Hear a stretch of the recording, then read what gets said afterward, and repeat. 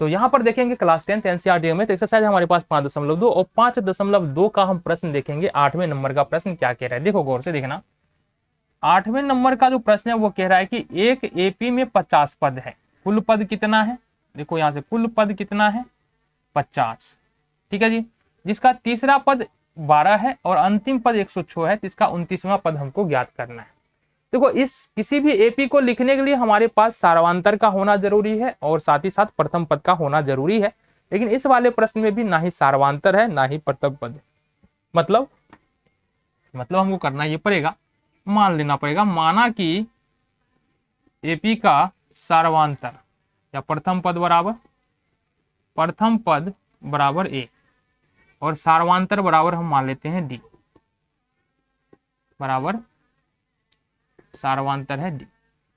क्या दिया बाबू, देखो यहां से जिसका तीसरा पद 12 है, तब यहां पर ये भी तो दिया है कि A3 बराबर कितना दिया है 12 दिया हुआ है, यानी कि तीसरा पद क्या दिया है 12 दिया हुआ है।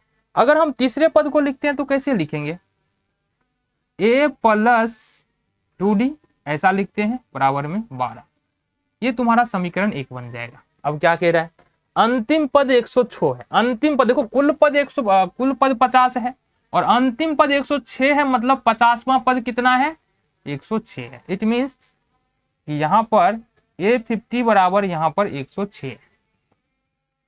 50वां पद लिखेंगे तो हो जाएगा A + 49D बराबर 106। समीकरण नंबर 2 हो गया।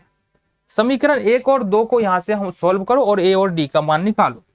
लिखेंगे समीकरण 1 और 2 से। समीकरण 1 है हमारे पास A + 2D बराबर 12, समीकरण 2 है A + 49D बराबर 106। घटाओ यहां से, माइनस माइनस माइनस होगा, A से A कैंसिल आउट, 49 में से 2 घटा देते तो -47D बराबर का 106 में से अगर 12 घटाते हैं तो माइनस का 94 होता है। इट मीन्स कि D बराबर यदि निकाले तो 97 बट्टे माइनस 94 बट्टे माइनस 47 यानी 47 हो जाएगा, माइनस से माइनस कैंसिल, 74 2 जा 94, ये हो गया। डी का मान कितना निकल के आ गया तुमको, जनरल कैलकुलेशन है, डी का मान तुमको यहां से निकल के आया 2। अब क्या करना है, डी का मान समीकरण 1 में रखना है, डी का मान समीकरण 1 में रखने पर, तो समीकरण 1 क्या हमारे पास, समीकरण 1 निकाला है हमने A + 2D बराबर 12, तो यहां से D का मान तो 2 निकाला है हमने, A + 2 × 2 बराबर 12, इट मीन्स कि A + 4 बराबर 12। अब इस 4 को उठा के इधर ले जाओ तो A बराबर 4 प्लस में, इधर जाके माइनस में हो जाएगा, ये हो जाएगा तुम्हारे पास 8, मतलब A का मान कितना हो गया यहाँ से 12 - 4 8 हो गया। बातें समझ में आ गई, चलो जी। A का मान, अब देखो यहाँ से A का मान 8 निकल के आ रहा है हमारे पास, D का मान यहाँ पर 2 निकल के आ रहा है।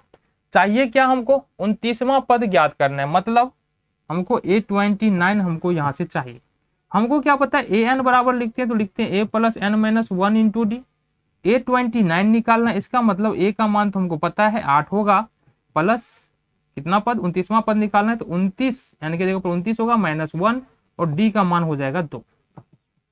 8 + 29 में से 1 घटा देंगे 28 हो जाएगा, 28 गुने में 2, 8 + 28 दूनी 56, 56 और 8 जोड़ते हैं तो ये होता है 64, यानी कि इस वाले एपी का जो 29वां पद होगा वो कितना होगा 64 होगा।